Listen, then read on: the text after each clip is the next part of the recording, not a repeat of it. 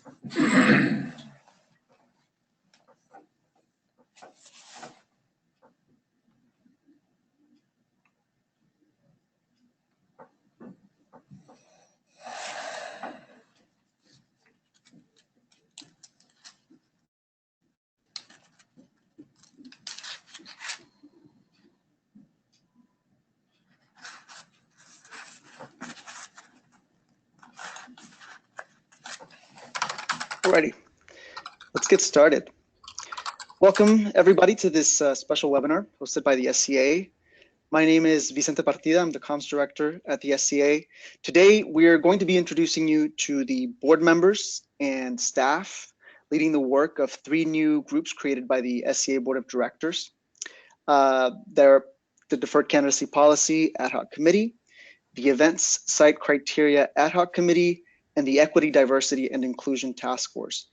Our presenters today will guide you through the objectives of each of these new groups, and we will of course have plenty of time for a Q&A. So during the Q&A, you will have 2 options to submit your questions. One is through the questions panel, which you can find on your screen if you've joined us on your computer. You can also click the hand icon located on the control panel if you would like to use your audio to ask a question directly to one of our panelists. So first, let me introduce our panelists today. So our presenters today are Rick Reinhardt, Executive Director of the SCA.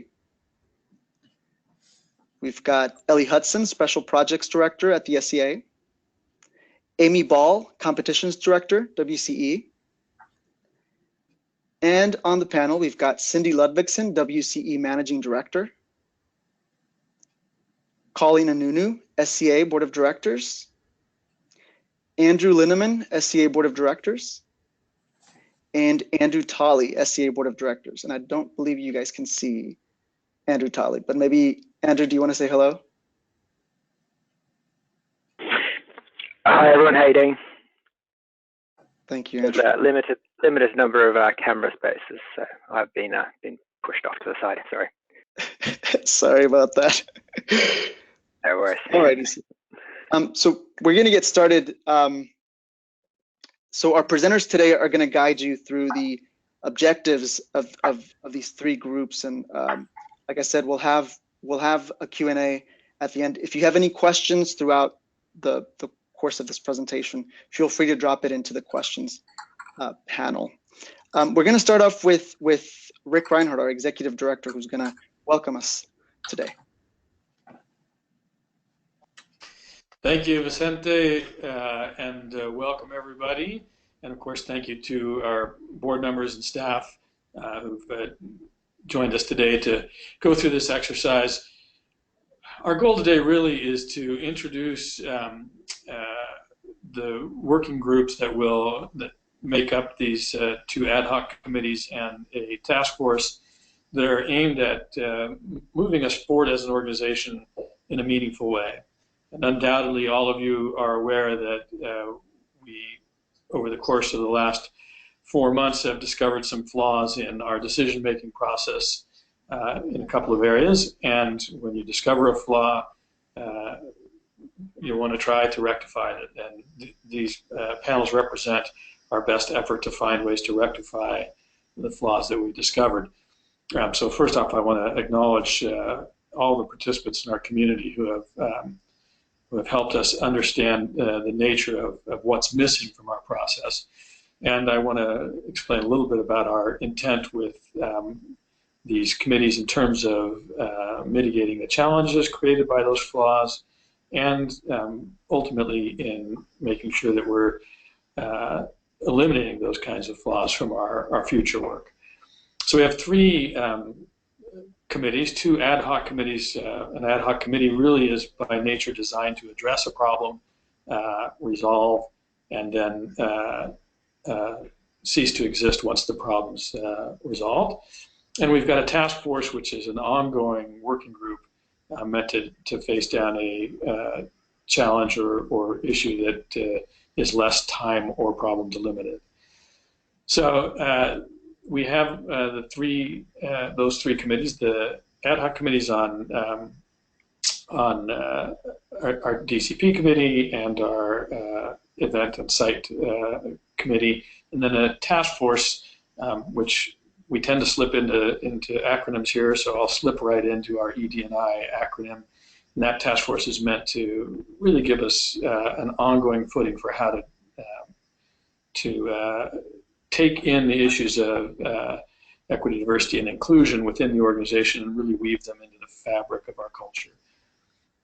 My job here today really is to let everybody know that we're making progress here, and the exquisite detail of that progress will be delved into by the panelists here. And I also want to introduce the 2 staff leads on this.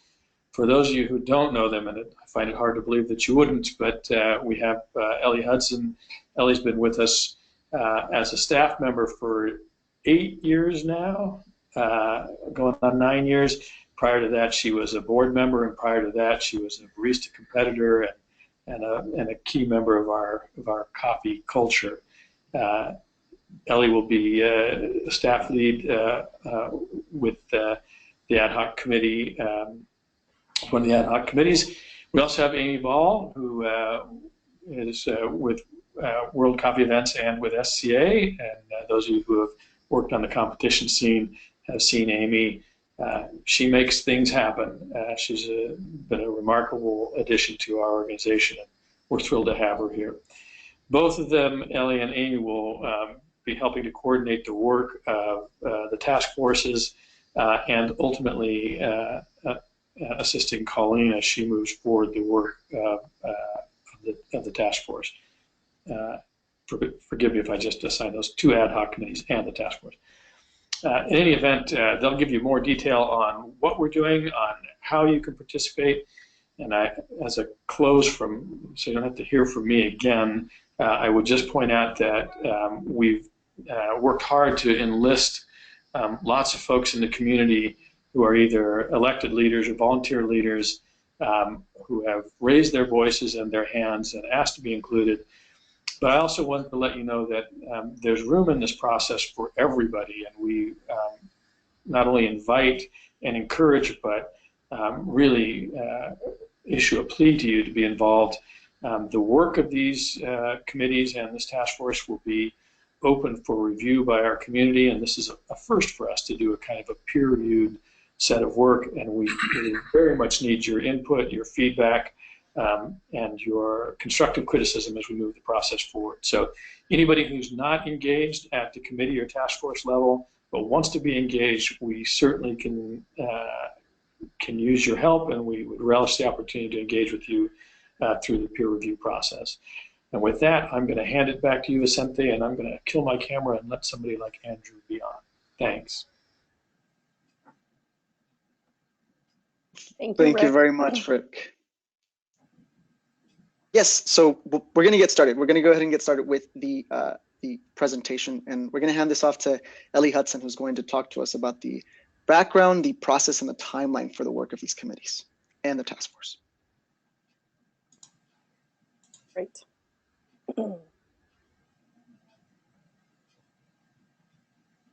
We advance the slide.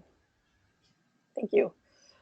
Yeah, so thank you very much, Rick. I think that you've given us a great start on the background. And I think that I would be remiss if not to point out that this is really emphasizing an issue where we know we need to improve as an association. And so I think that the work that we are identifying has come from some unfortunate situations, and I think that it would be best to have avoided that. But the looking forward, we are using some of these problems and shortcomings, gaps, whatever word you want to use, to really push us into the future and force us to develop better policies and ultimately to develop and lead where the acronym Rick used, ED&I, equity, diversity, and inclusion, is an item that is so important to us that it's embedded in all of our activity. And so I'm going to talk a little bit about that later, but I think that just kind of looking at the background, the vision is, of course, that equity, diversity, and inclusion is its own reward. There's a lot of good that we know will come out of this, making sure that we are an inclusive organization, that people can be empowered from all backgrounds and walks of life, and it's something that will allow us to really demonstrate our values and improve the way that we do that in some of these activities. Let's go to the next slide. So there's two different timelines. The two ad hoc committees will be operating really mostly in the first quarter of this year. So you can see there's a list here of kind of how the committees will be populated. And like Rick said, the ad hoc committees will disband. Like any ad hoc committee, the goal is to develop solutions and disband. The work of the ED&I task force is much longer term. The ED&I task force will be working this year in 2018 to develop its own strategies and objectives, as well as longer term planning for the future. And that is an activity that we expect will continue for the foreseeable future of the association.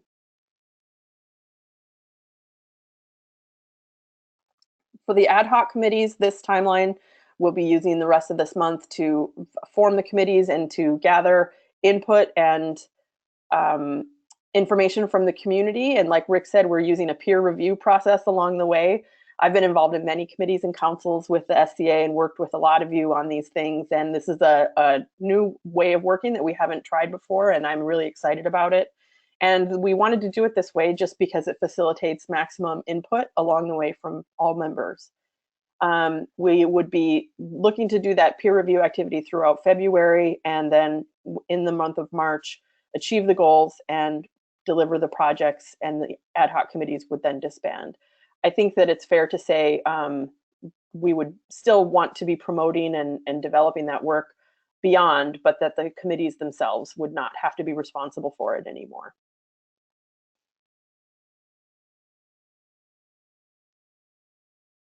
All right, I'm going to hand it over to Amy. Okay, all right, so I'm going to go over the committee participants as it stands and where we're at. As you just saw, we are in the process of selecting those committee members right now. So for the deferred candidacy policy, the board co-chairs are Colleen and Nunu and Andrew Tolley, who you can see now. For event site criteria, we have Andrew Linneman and Konstantinos Konstantinopoulos. Those are the board co-chairs. In terms of staff, it's myself and Cindy Ludvigsen for deferred candidacy policy. For event site criteria, it's Ellie and Irene Beretta. And then Vicente Partida will be collaborating on both as his role is in communications. So we can go to the next slide. To the committee participants. So it's a little bit of a layered process. So the first layer in regard is the slide we just went over. And the second layer, which we're working on now, is guilds, WCE, and members at large. So the objective is to have around 15-person committee for each of the ad hoc committees. We're looking for one representative each from the Barista Guilds of Europe and the Barista Guilds of America. One from the Coffee Roasters Guild, one from Coffee Technicians, 1 to 2 representatives from the WCE board, 1 rep from the sustainability realm, and 2 representatives from the Events Advisory Council. Once we have these candidates in place, we're going to move towards filling out the other committee participants. It's important to note that until we get those candidates from the guilds in place, we're not going to know where our gaps are in representation. And our real objective here is to make sure that we have the biggest cross-section possible for representation of our members. So we're going to layer in, we obviously want the most diverse committees possible. So we're going to look at seeking a balance of, as it says, gender, industry experience, and other factors. And we're looking at regions to make sure that we're represented across the globe. We have had some emails to the get involved at email address, and we're going to prioritize those people who are self-selecting and self-nominating. We're also internally discussing candidates that we know, either because we worked with them before or because they have a voice in the industry that we've started to hear. But now is a great time if you or anyone you know is interested, or you feel like there might be someone who you've talked to who might be great, please encourage that person to email us, because there is still opportunity. These committees are not locked. And now is a great time to reach out and submit yourself.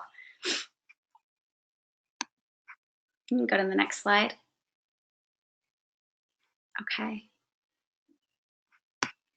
So what is success? Oh.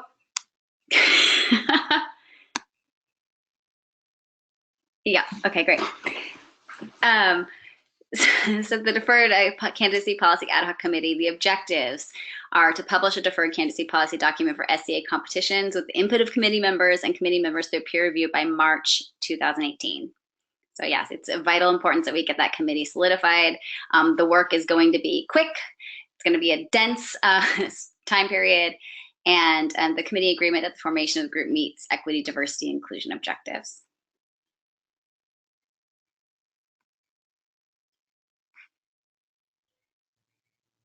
We can go to the next slide. I think that's Ellie. Yep, back to me. So I think if you are self-nominating or nominating someone, we're assuming that you'd like to know what you'd be signing up for. So with the event site criteria, this is a little bit different.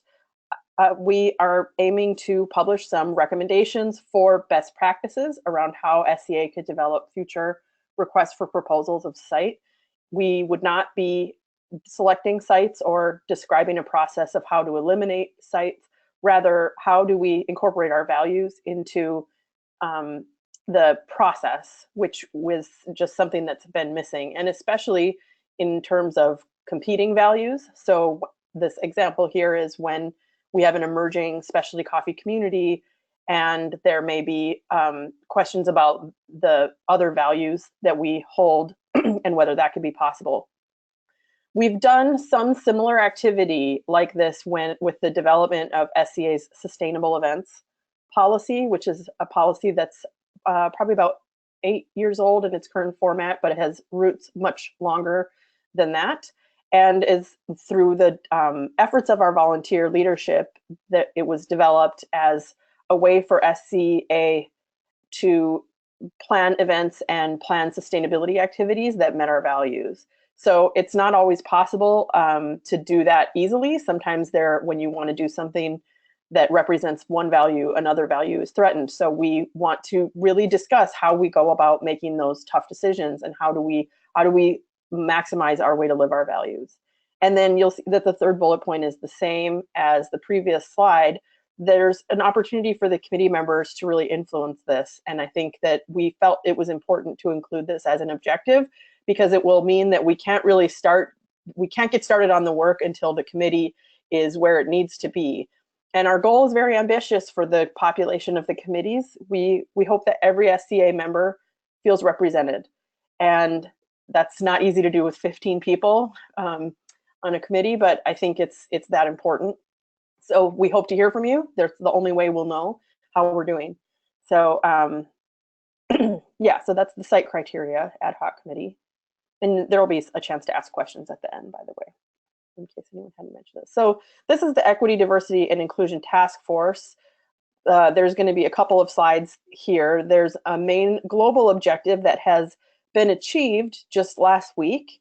This is the long-term effort, and what was approved is that ED&I is a standalone and cross-cutting theme within SCA's new strategic plan, which is a 3-year strategic plan that began at the beginning of our fiscal year, October 2017. So this was completed.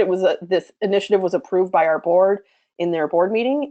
Colleen can probably add a little bit more about that during the Q&A period at the end, if anyone's interested in hearing more detail on that. But this ED&I task force, the vision for it was developed by Colleen and was developed as a long-term strategic activity for the SCA. Yeah, you can go to the next slide, sorry. All right, so these are the specific objectives for the long-term initiative of the task force. Oh, it looks like there's a little bit of a typo there. So this should say create and approve new SCA value statement. And then let me just pull up the old version of this. Sorry about that. Then yeah, build an ED&I task force. So this would be a service for members and volunteers.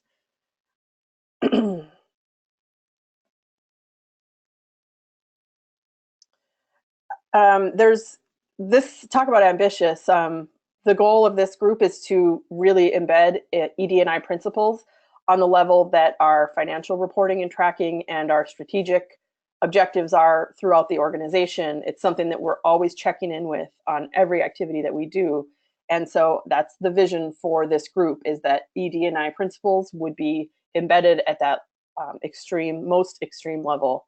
And there's a couple of examples here that are, if you're interested in association governance, involved in the national chapters or guilds, or some of our advisory councils and other volunteer structures, and our organizational structure throughout. So regardless of where you spend your time within the SCA activities, this will be something that you'll encounter. Oh yeah, so this just refreshed to the new version, thank you.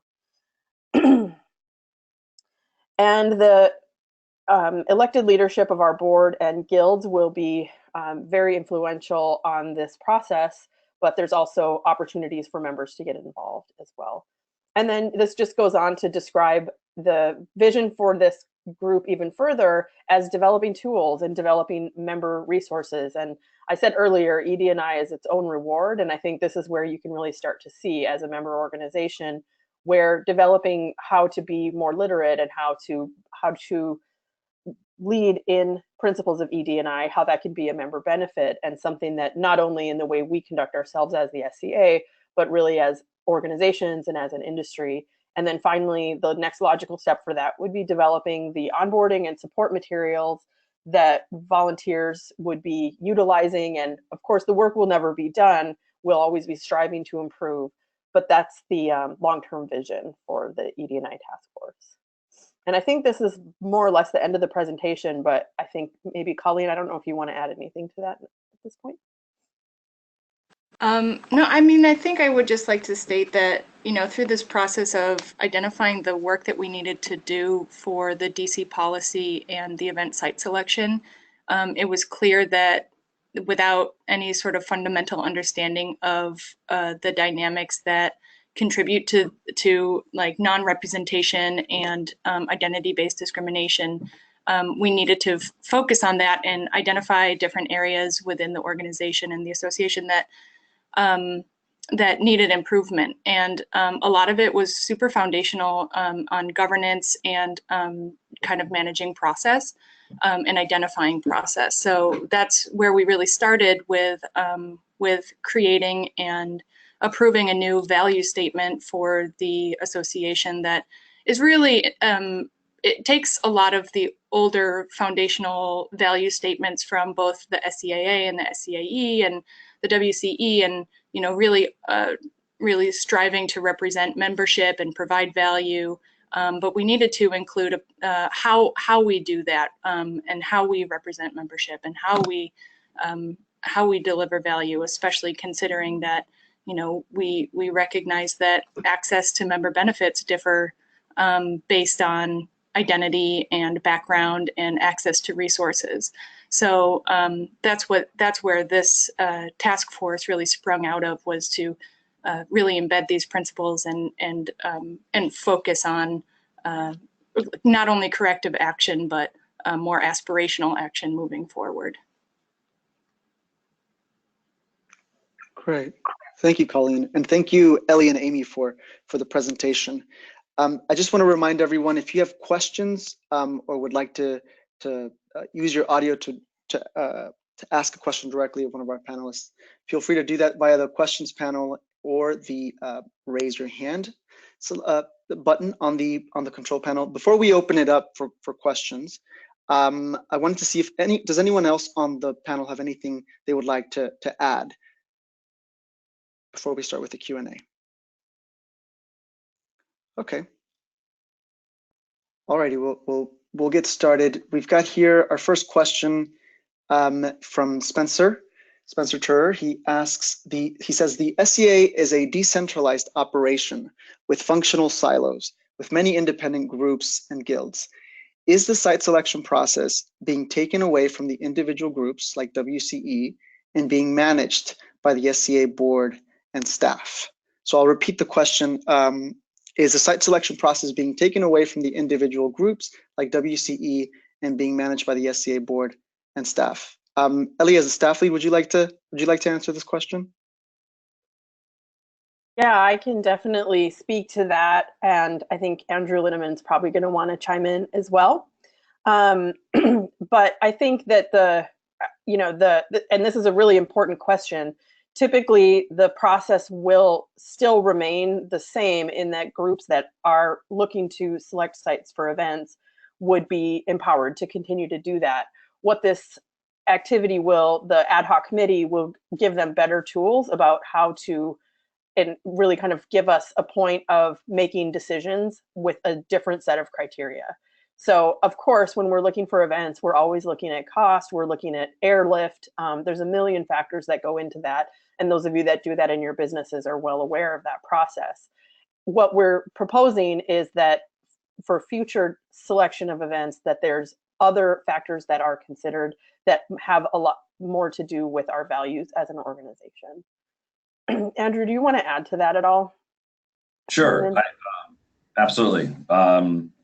So we also have to remember that SCA, we are a new global community. So we're a new global organization. So we have some growing pains, and building and establishing a process and a criteria for site selection is critical, as well as building the confidence in our members and then providing the transparency on how we go about doing that is critical. So I will look to the ad hoc committee to help us build out what that criteria will look like, as well as how do we then ultimately make the final decisions. And it's all about making sure that we're all aligned on the criteria and then that final decision. Thank you very much, Andrew and Ellie. We've got another question here. Will ED&I, Equity, Diversity, and Inclusion, the task force, influence and/or create educational programs for our members? The question is, will ED&I influence and/or create educational programs for our members? Colleen, would you like to answer this question? I sure would, Vicente. So, part of the ED&I task force is to look across the association at all of the different centers, the value centers. So education, membership, research, sustainability, and even governance. So, you know, we do absolutely want to be working with the center leads and the advisory councils to identify areas where a lot of these values can be embedded and where the task force can add additional value and be a sounding board for some of the ideas that they have. That said, specifically to education, will it create its own educational program? Probably not. But you know, I think what we would be looking to do is to be working with the education center to identify areas that that need assistance, right? So with training for the ASTs or the approved SEA trainers, or to help them provide education to students that, you know, have limited access to resources, that have different abilities, body types, that might not be able to execute a lot of the sort of physical attributes of education, to access education in general, to look at different countries where you know, there are protected classes, to make sure that there aren't, you know, discriminatory practices that are happening for both our trainers and for our members as they work towards their coffee diploma. So, you know, we're already working with the education center to improve the process and to make the whole education program more equitable to the students that require different techniques to receive education and to receive the benefits from the education that we offer. So that's one area.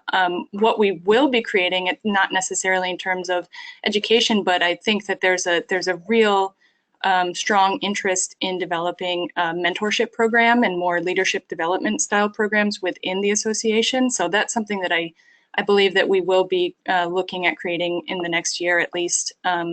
And you know, the details of that are forthcoming, and you know, it's something that I think that we're really committed to and definitely excited about, to do more mentorship and leadership development for marginalized communities and you know, people that don't necessarily receive all of the member value that we think that we're providing, that, you know, we recognize that people access things very, very differently. So in terms of the education, I think we'll be improving process, but we'll also be developing pathways for more member value as well.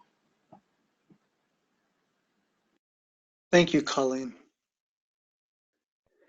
Okay, we've got a couple of folks here who have raised their hands. So we're gonna start with Jim Brady. Whoop, we just lost Jim Brady. Okay, we lost Jim Brady, but we've got here, I apologize if I mispronounce your name, Ilya Savinov. Oh, Jim Brady's back. Okay, let's try Jim Brady, and then we'll go to Ilya. Let's see. Jim, are you there? I am. Can you hear me? We can hear you. Wonderful. Hi, everybody. I'm coming at this from the perspective, hi, Ellie.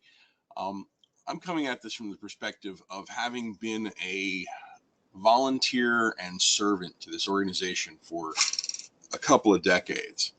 And having been involved in this, there's a tone that I'd really like to make sure we address. And we are still, by design, we are a professional trade organization. And we're not a political action committee. So we need to be mindful of our membership in that regard, in the sense that our members come together, and just going from what our mission statements have been for the last 25 years, when we first started, that we were a nonprofit trade association dedicated to fostering excellence through education and information dissemination for the specialty coffee industry. There's the perspective just that has been coming at us from in education, and that's the committee I sit on, and has been, and I go back and forth with this, to when we were kids here in the US, we used to watch Schoolhouse Rock, and we had Conjunction Junction. looking at our function here, we have to be mindful really carefully that this is an and situation, not an or situation. We have to be mindful that we've never turned volunteers away. We don't have the luxury of having an abundance of volunteers working on our projects. So when I say we have a table with 10 seats at it and we have 5 of them filled, what we need to do is reach out to the community to fill those other 5. We don't need to vacate 3 of them to make more room for more diverse people. We need to add to that. And that point has been somewhat negated, or it's been missed, or it's been miscommunicated. And it would be intellectually vacuous for us to think that it would not make an impact if we didn't address that. That's important. This is an opening up of inclusion, not a thwarting of current participation. And that's been kind of inadvertently conveyed. I'm just saying that from a recipient's perspective. And I don't know if that's kind of unintentionally or just a byproduct of what has gone on. But we have kind of felt that regard as far as, well, we're going to vacate out some positions to make more room. There's still plenty of room. We have lots of seats at the table. That's the object that I'm coming from, just from an instruction perspective of the things that we put forth. We've been asked to do things like be more understanding and open-minded towards requirements for instructors. My only interest in this whole process from an education perspective is to make sure that we deliver our message, our craft, as competently and clearly so that everyone learns that message, what we bring in roasting. That's my responsibility. And I have no tolerance for the kind of negativity that would be surrounded about someone. I personally have never experienced any of that or seen it, because I would not have adhered to that for an instructor. We've always been mindful, respective of everyone's inclusion. And I just want to make sure that this doesn't take a turn communicatively in a dark place, that this is we have to continue to remember that idea that we are still a professional trade organization and that we have impacts purposefully or not. And I just want to make sure that we address that and we keep that in mind, because that's the whole point of why we're here. I've seen how our mission statement has changed on the websites. I've gone back through time and looked through the archives of what our mission statement was and how it's changed over the years, but it still comes down to the idea of developing and promoting specialty coffee. And I don't want us to lose track for that. I really don't want us to lose our sight on that specific issue. Because yes, we are trying to diversify and make sure we include all, but we do have to remember the fact that the lion's share of our membership comes from, we still need to serve that and be mindful of that. And I don't want to see us do something hastily that would have a negative impact, or would maybe have a business say, hey, this is getting a little too whatever, and have them pull away from us. I would hate to see that happen and see people be separated from what we offer the industry. That's it. Hi, everybody. Thanks. Thank you. Thank you very much, Jim. Let's see. I believe we still have Rick on the call. I don't think you guys can see him, but you're on. Is that right, Rick? There, now you can see me. There you go. Hopefully you can hear me as well. I appreciate the comments, Jim, and I. First off, I want to thank you for those 25 years of service to us. It's very much appreciated. We're an organization that runs on volunteers. There's no question about it, and we don't ever want to lose sight of that. We're also an organization that has tried to, at our very core, be dynamic and evolving. And I can tell you with certainty that there was a time 25, 30 years ago when we looked at the membership that we serviced, and it was largely focused on the consuming side of the equation. Over time, we evolved. Over time, it became very clear to us that we needed to serve equally the producing side of the equation. And we did the right thing. We expanded the range of services, we expanded the topics, and we included more members of the value chain. And it's time for us to do that again. This should be an additive process, a dynamic process, a process driven towards more inclusion at all times. And I think that's what we've laid out here. Certainly, there's no desire to take away any seats at the table. There's a desire to expand the table and to increase access. We have an opportunity to change our lens, the perspective, the focus of all the places at the table that can be occupied, and make sure that we're as representative as possible.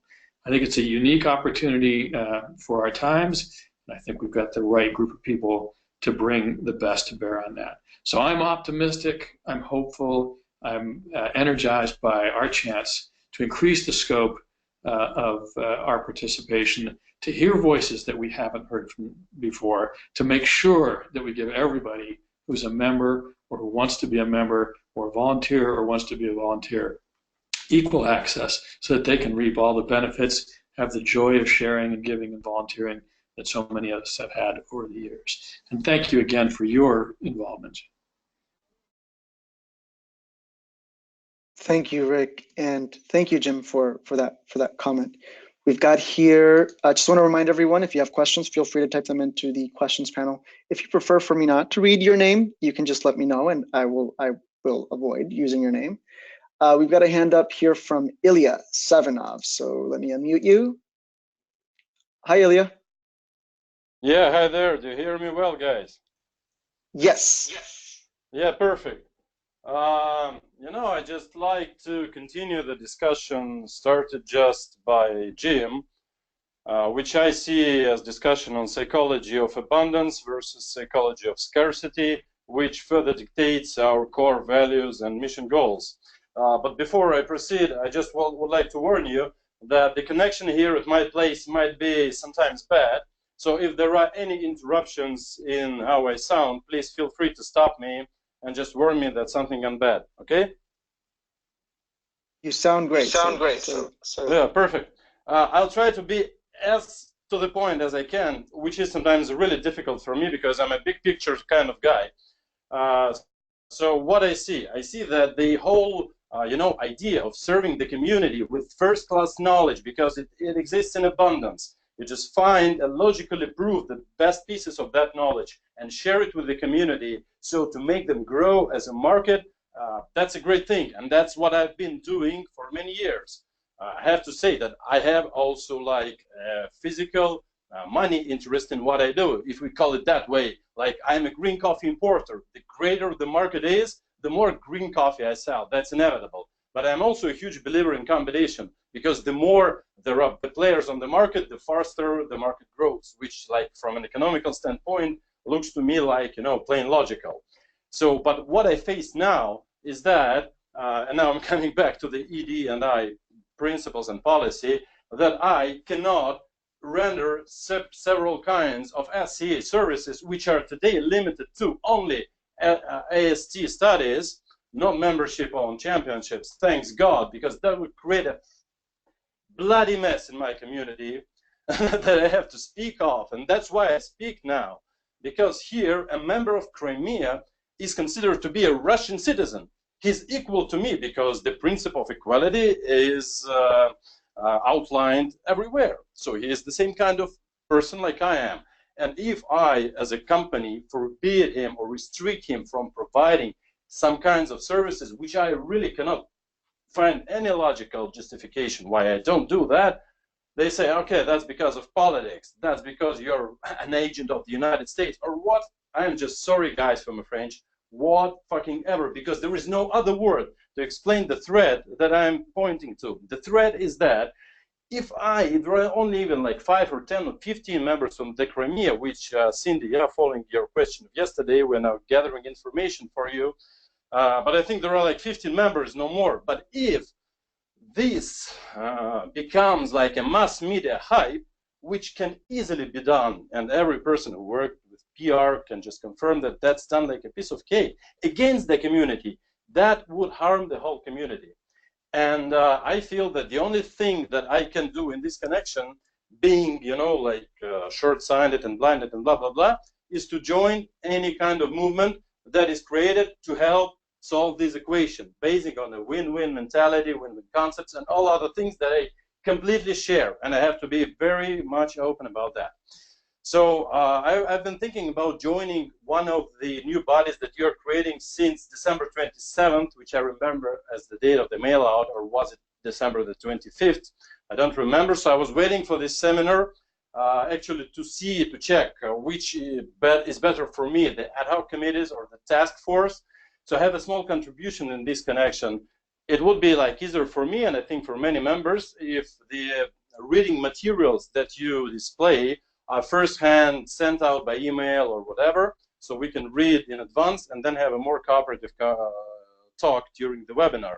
Unless you're trying to make me learn reading and listening in a foreign language at the same time simultaneously. That's the reason that thank you for that.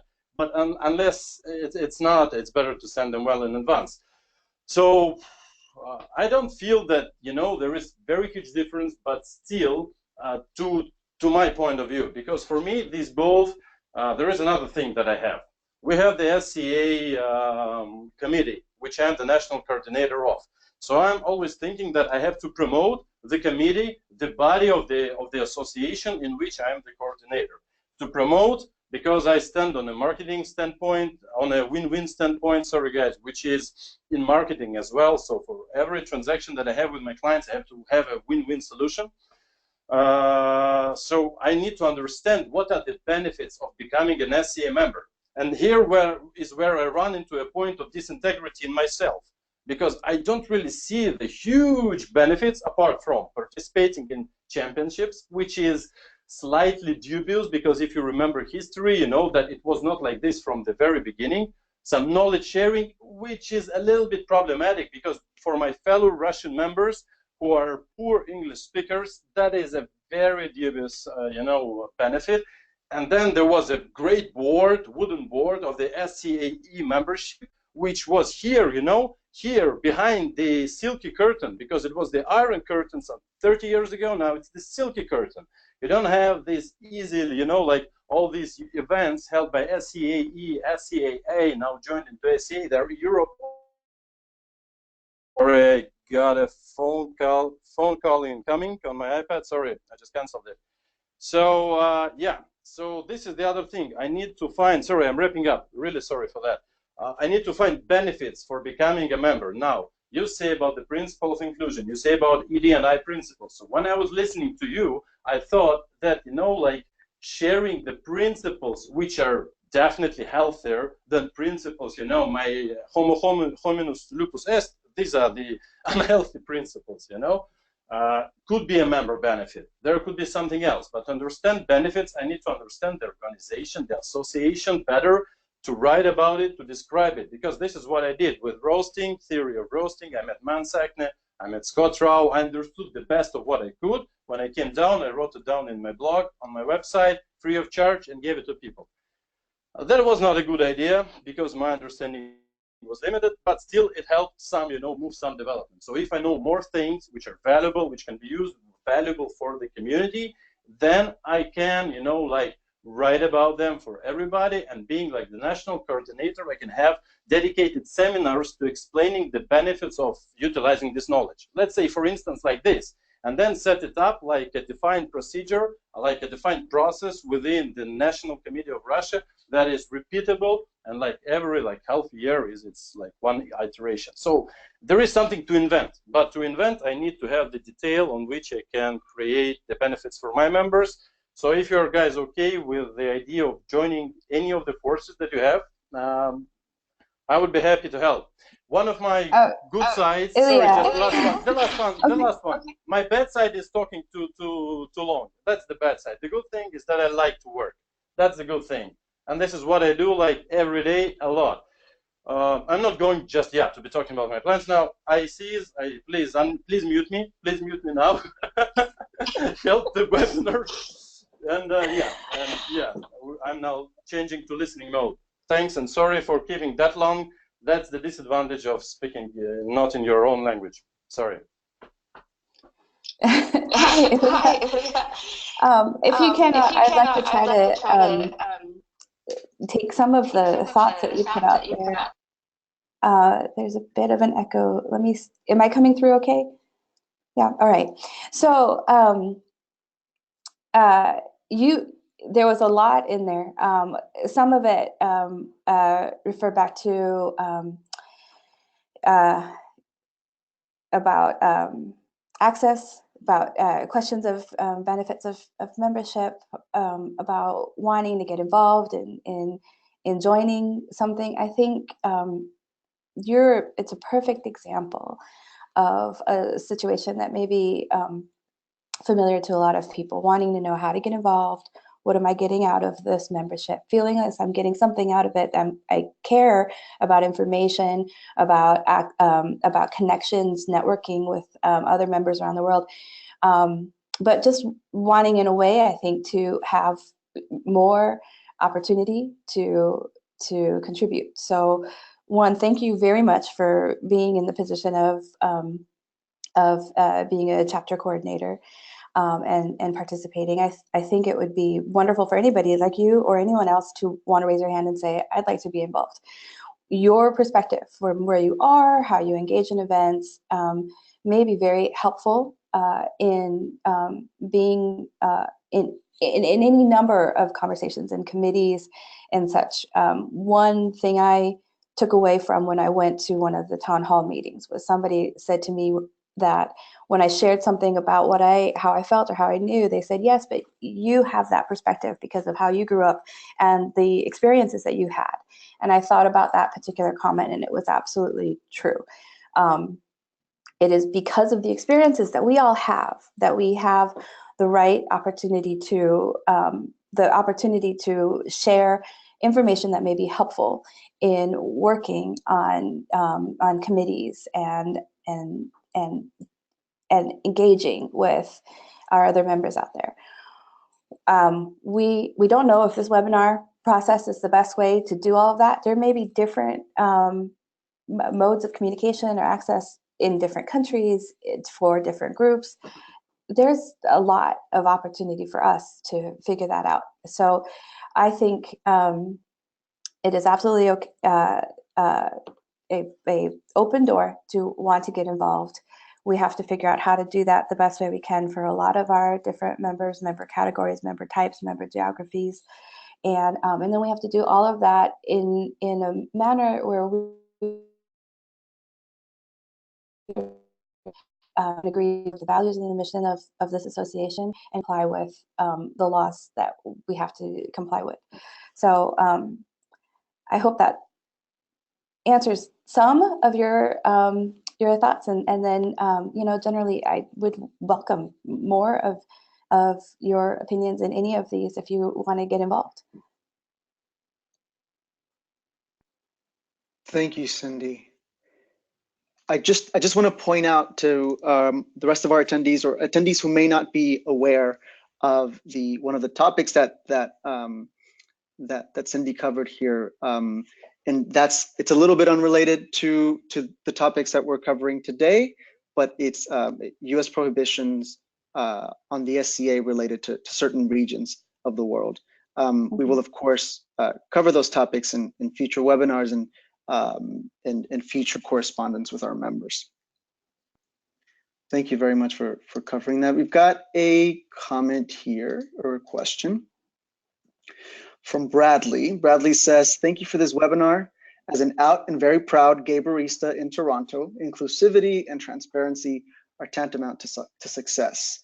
I was saddened that although I was invited to Dubai to see the SCA competition this year, I can't go because I don't feel safe. Joining the webinar late, perhaps this was already addressed. That being said, what is the SCA doing to ensure that my safety as a member of the LGBTQAI+ community, the safety of my competition team, and the safety of my family who may attend with me is guaranteed? What guarantees that host countries are vetted properly? Bradley, thank you so much for joining us. We did already cover this, but I'll open it up to our panelists maybe, who want to maybe give a little brief on the on the work of the task force, and maybe even the event site criteria. Yeah, maybe I can jump in here, Vicente. This is really fundamental to why we're here today and why over the last 4 months we've worked to develop answers to exactly those questions.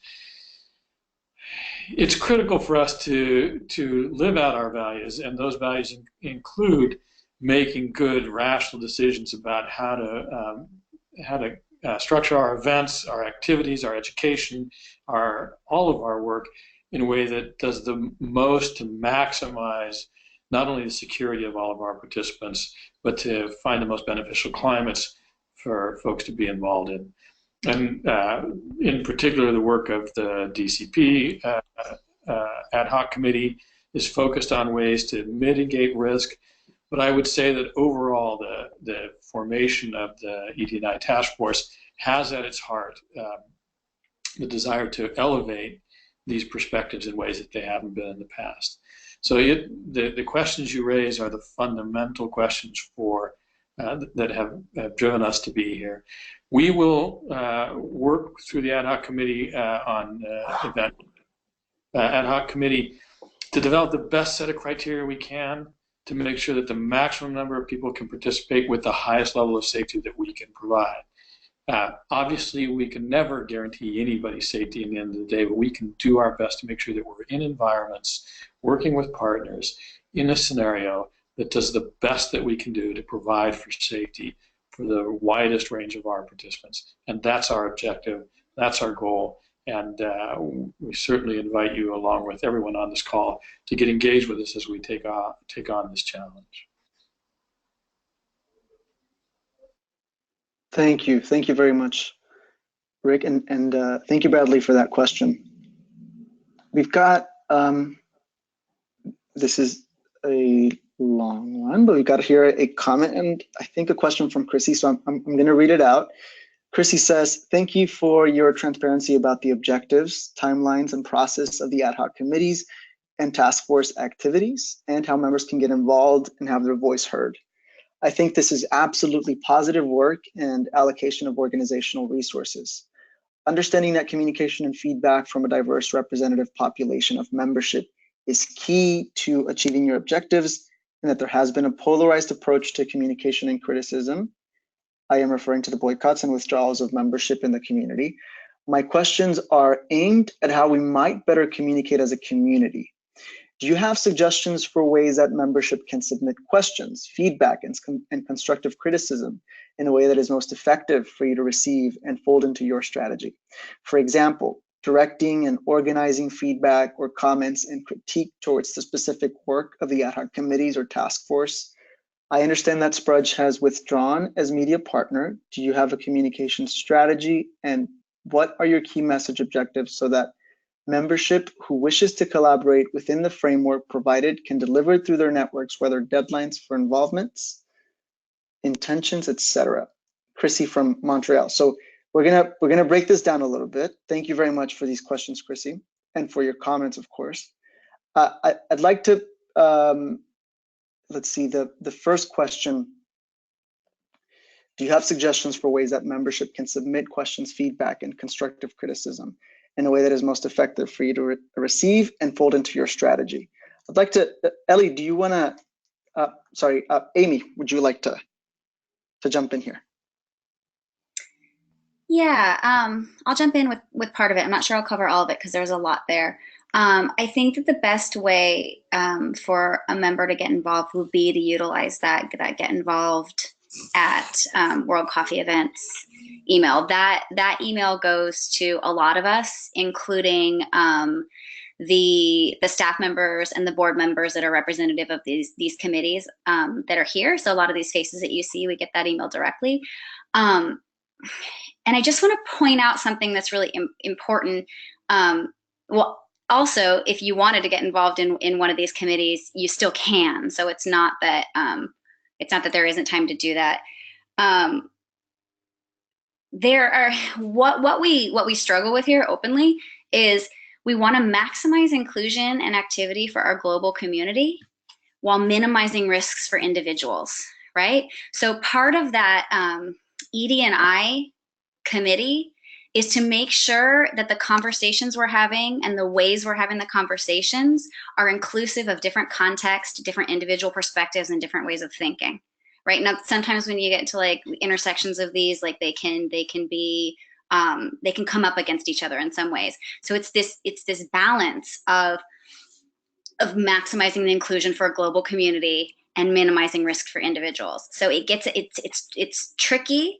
We're using that ED&I committee to guide the way we think about it, and we're using these ad hoc committees to implement policy that does its best to be representative of everybody and to give everyone the tools to advocate for themselves, to make the right choices for themselves. So I guess I'll call back a little bit to the question before that about guaranteeing safety or supporting safety. Part of that just needs to become more part of the conversation, and that part we're committed to. So how do we get more information out? I mean, some of that too is if something comes up and you think, why haven't I heard of this? Let us know you're not hearing it, or because we feel like we're putting information out there and we're doing our best to get more information out there in a more quality way, but it's hard to reach a broad swath of the organization. So I would say also communicate upwards, and that email is the right place. It's tricky balance work, and we're going to do our best to be as inclusive as possible. And still we need people to advocate for themselves. So there is that opportunity for the individual voices, and we want to hear what you're hearing. And that ED&I committee, they're responsible for helping all of us think more broadly. So I hope that helps answer at least some of the ways that you can get the word up there. And I have heard, because I've attended some of the town halls, people have been asking, are you hearing the things that we're saying? And to that, I would say yes. There's a lot of us, and there's a lot of discussions, and we're even helping to improve our own context and understanding. And it does take time, but we are hearing the voices, but please more. Yes, and I'll turn it over to who's next. Thank you, Amy. Yeah, and thank you, Chrissy, for those questions. Maybe I can add a little bit to I can comment, I think, on your second question. And Amy's already covered some of it there, and that is we want to hear from the community, right? And here's there's one main channel. There's one main channel, of course, and the easiest way to get in touch with us is through getinvolved@sca.coffee. And we are listening. Yes, we are making sure that we're following the conversations taking place across social media, across different websites and blogs, so we can understand the different perspectives that are out there on all these different issues. And so when it comes to the communication of the work that these three groups will be doing, I want to, number one, thank you for joining this webinar. The webinars and email will be the two primary ways through which we will be communicating to members the work of these committees. So this is joining the webinars, watching the videos if you aren't able to join the webinars, and monitoring emails coming from the SCA are the best way to keep up to date on the work of these committees. And of course, even the committees and the task force themselves will be hosting their own webinars with their own groups and opening it up to the community when it comes to soliciting advice or soliciting comment on the various topics they'll be covering. So these are the two main ways that you can make sure that you're keeping up to date with the work of these three groups. Once again, thanks very much, Chrissy. Let me look through. I don't see another question here, so I just want to remind everyone, if you have, we're gonna stay on for a few more minutes. We're 6:05, at least GMT. I want to look through our attendees, see if anyone has their hand up. I don't see anyone with their hands up. Any other questions, feel free to type them into the questions panel.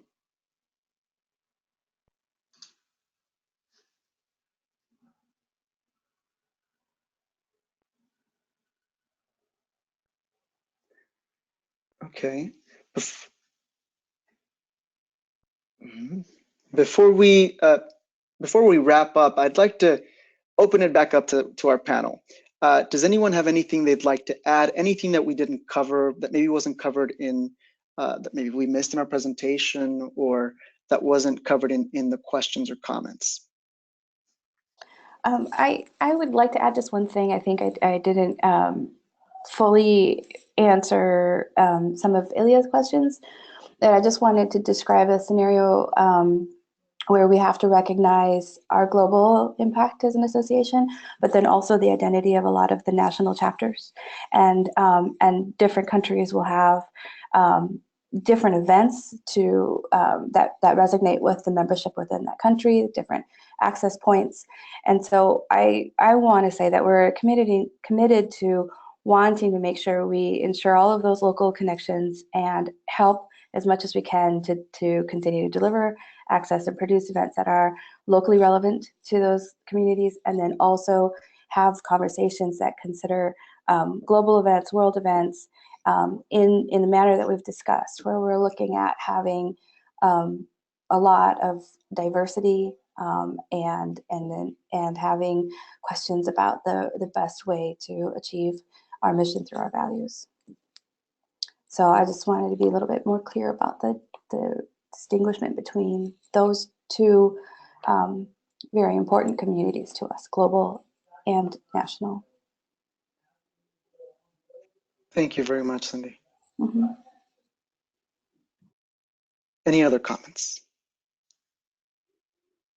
Okay.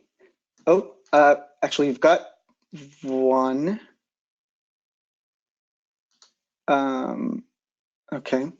I just want to remind everyone that as Amy and Ellie informed everyone, there are still plenty of spots. The committees are still being formed. We really want to hear from the community. If you want to volunteer for one of the groups, that's right, get involved at sca.coffee. Andrew Linneman's showing it here on the screen. If you know someone who really should be considered for one of the groups, or you'd really like to encourage them to join, send us their contact information, and we'll get in touch with them. This is really open for anyone and everyone who wants to get involved. I want to thank our panelists today. I'll start from the top. Andrew Linneman, thank you so much. Colleen Anunu, thank you very much. Amy Ball, thank you. Cindy Ludvigsen, thank you very much. Ellie Hudson, thank you. Rick Reinhardt, thank you very much for joining us.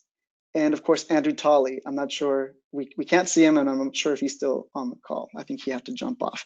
And thanks to everyone who joined us, all of our attendees, everyone in the community. Thank you for being involved in this work and for caring about it and joining this webinar. Like I said, we'll have plenty more. So thank you for joining, asking questions, and making comments. Talk to you soon. Bye-bye.